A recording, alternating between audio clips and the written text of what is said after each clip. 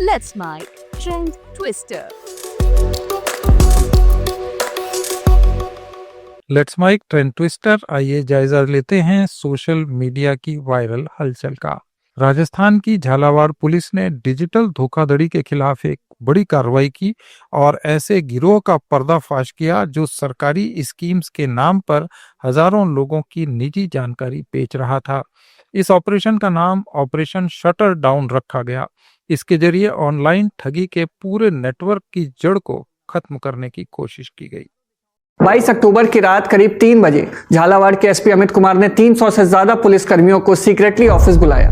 किसी को नहीं बताया गया कि क्यों बुलाया गया है। कुछ देर बाद अमित कुमार ने कहा कि आज आप एक ऐसे मिशन का हिस्सा बनने जा रहे हैं जो आने वाले सालों तक पुलिस का नाम रोशन करेगा।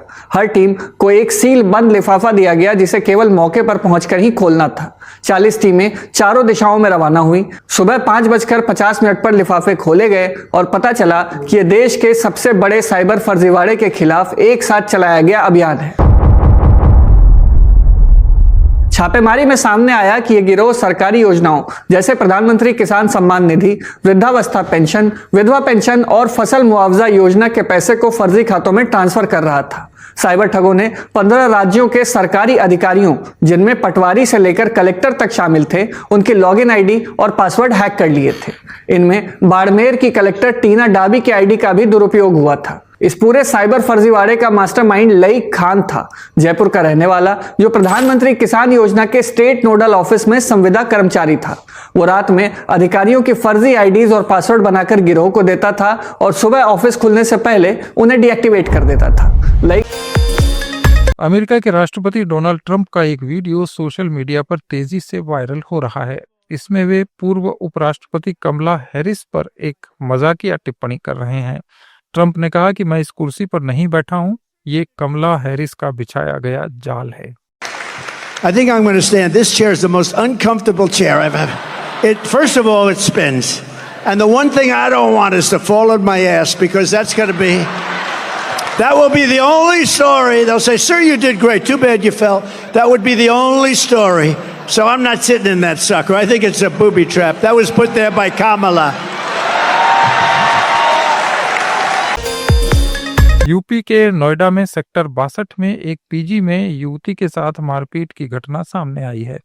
बताया जा रहा है कि ये युवती अपनी सिक्योरिटी राशि वापस लेने के लिए पीजी चलाने वाली महिला के पास पहुंची थी। इस दौरान दोनों के बीच कहासुनी हुई और पीजी वाली महिला ने इस युवती पर हमला कर दिया। बिहार में बीजेपी से इस्तीफा देने के बाद पूर्व केंद्रीय मंत्री आर.के. सिंह ने अपने बेबाक अंदाज में फिर एक बयान दिया। आर.के. सिंह ने कहा कि अगर कोई उन्हें डराने या दबाने की कोशिश करेगा तो वे झुकने वाले नहीं हैं। अगर कोई आंख दिखाएगा तो आंख में उंगली घुसा देंगे। उनके इस बयान को लेकर राजनीतिक हलकों में हलचल है। कोई डराना चाहे तो वो डरा ले, हम डरने वाले नहीं। बिल्कुल। हम पर कोई साला उंगली उठावेगा ना तो दोनों उंगली उसके आंख में घुसेड़ देंगे। कोई कार्रवाई करके तो देखे ना, मुंह छुपाने का जगह नहीं मिलेगा। ये हम दूसरे तरह के आदमी हैं। बिल्कुल। आज से नहीं, शुरू से जब तक शांत है, शांत थोड़ा सा इधर उधर करिएगा तो हम साले को नंगा करके रख देंगे। शादियों का मौसम है और नए करेंसी नोट नहीं मिल रहे। खासकर 10, 20 और 50 रुपए के नोटों की शादियों में बड़ी डिमांड है। लखनऊ में आरबीआई के बाहर दलालों का जमावड़ा देखा जा रहा है, जो नोटों की कमी का फायदा उठाकर खुलेआम नोट बेच रहे हैं। इसके वीडियो सोशल मीडिया पर खूब चल रहे हैं। सवाल उठता है कि जब बैंक और आरबीआई के पास नोट नहीं है तो ये दलाल कहां से इतनी नई गड्डियां ले आते हैं। वो लोग प्राइवेट क्या डालते हैं, इनको जरूरत है वो डाल दी ऊपर, बैंक में गड्डी आ गई। एक बार बोल दें 1500 से 1 रुपया दे रहे हैं। अभी तो 1400 के दे रहा है। हमने साथ ही नहीं किया, आखिरी रेट है। ले लीजिए भाई। प्रशांत किशोर ने एनडीटीवी को दिए एक इंटरव्यू में कहा कि जब तक बिहार की राजनीति में जंगल राज का मुद्दा बना रहेगा तब तक आरजेडी की वापसी मुश्किल है। पीके ने कहा कि लालू यादव के शासनकाल की छवि अब भी राज्य की पॉलिटिक्स पर असर डालती है। उन्होंने कहा कि युवा पीढ़ी नई उम्मीदों के साथ बदलाव चाहती है, लेकिन विरोधी दल अब भी पुराने मुद्दों में उलझे हुए हैं। आप उसी इंटरव्यू में देख लीजिए, मैंने ये भी कहा है कि तेजस्वी यादव राजद को 25 से 35 सीट ही आ सकता है, क्योंकि उनका कोर स्ट्रेंथ एमवाई का वही है, इससे ज्यादा आ ही नहीं सकता है। और इसको पूरे डिटेल में लोगों ने पूछा कि भाई नहीं, पिछली बार तो उनको 75 आ गया था, तो भी मैंने समझाया था, बताया था कि भाई पिछली बार वो चिराग पासवान का एक ब्लैक स्वॉन इवेंट टाइप की चीज थी। अदरवाइज पिछले कई चुनाव को आप देख लें तो 15 में जहां पर कि वो एक अलग कोalition में लड़ रहे थे, और 20 में जहां चिराग पासवान का मामला था, उन दोनों को छोड़ दीजिए तो आरजेडी 2010 के बाद से 25 से 35 के रेंज में ही रही है। चाहे आप एमपी का इलेक्शन ले लो या विधानसभा ले लो, एमपी को भी अगर आप ट्रांसलेट करोगे विधानसभा में तो 25 से 35 अभी तो उनकी फैमिली में काफी एक दूसरे को लेके वो लोग दोष दे रहे हैं, लड़ाई चल रही है। आपको लगता है रिकवर कर सकती है आरजेडी यहाँ से? मैं अब देखिए, उनके फैमिली का मामला है, मैं उस पर तो पहले भी नहीं बोलता था और आज भी नहीं बोलूंगा। तेज प्रताप जी का मामला बहुत दिनों से चल रहा है और आप देख लीजिए मेरे जितने भी बयान है, मैं उनके पर्सनल मामले में, उनके फैमिली के मामले में मेरी कोई टीका टिप्पणी नहीं है। रिकवर कर सकते हैं कि नहीं, पॉलिटिकल फोर्स के तौर पर पॉलिटिकल फोर्स के तौर पर जब तक राजद का जंगल राज वाला डर बना रहेगा, जब तक राजद के कैरेक्टर में, पॉलिटिकल पार्टी, पॉलिटिकल ऑर्गेनाइजेशन के तौर पर उस कैरेक्टर में चेंज नहीं आएगा, तब तक बहुत मुश्किल है। बिहार में वो चुनाव आते आते लोग ये कहते हैं भाई कुछ भी हो, कितनी भी खराब सरकार है, जंगल राज नहीं चाहिए।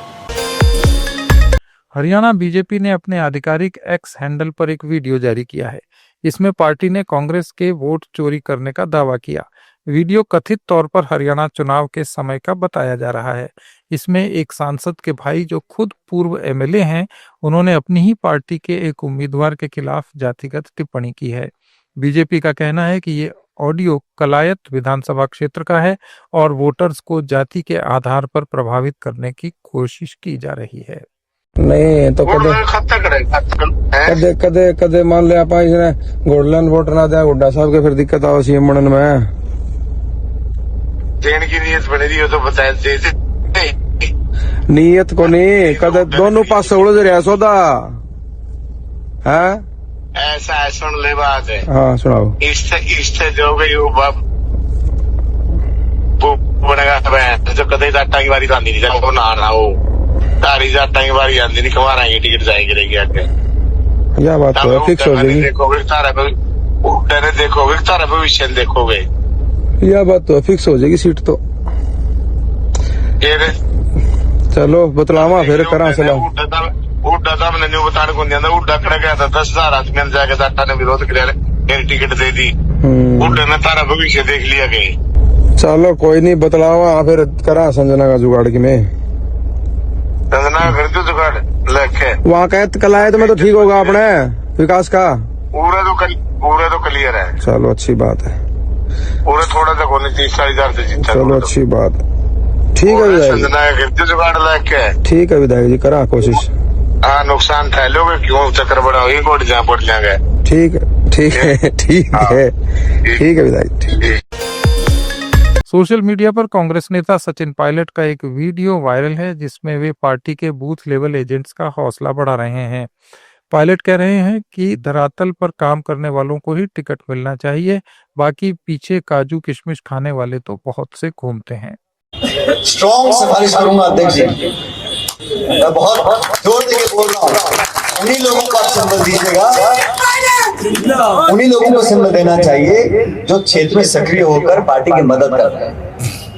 बाकी आपके मेरे पीछे तो बहुत लोग हैं, काजू किशमिश खाने वाले घूमते हैं, तो रखो, लेकिन जो क्षेत्र में काम करे। और मैं इसलिए कह रहा हूँ, ये फॉर्म भरना बनवाना किसी एक व्यक्ति आप ये ले हैं, आपको पूरी टीम चाहिए, पूरा सपोर्ट सिस्टम चाहिए, संसाधन आने जाने के लिए। हम सब लोग जो पार्टी कार्यकर्ता हैं, पदाधिकारी हैं, हमारी कार्यकारिणी बहुत हट्टी मोटी कटी है, तो वो पूरी कार्यकारिणी के लोगों को लगाओ, प्रभारी लगाइए, और एक बीएलए की मदद करने के लिए हम 5-6 और लोग लगाने को तैयार हैं, क्योंकि टीम वर्क से काम होता है। किसी एक पे हमने टोपी रख दी वो घूमता, सब मिलकर करेंगे, क्योंकि सबका लाभ है इसके अंदर। जो चुनाव लड़ेगा पार्षद का, जो चुनाव लड़ेगा सीआरडीआर का, जो चुनाव लड़ेगा सरपंच का, जो चुनाव लड़ेगा विधायक का, हम सबको मिलकर करना है। लेकिन प्रक्रिया को समझना बहुत जरूरी है। और ये थे आज के कुछ वायरल बयान। अपडेट्स के लिए जुड़े रहिए लेट्स माइक के साथ।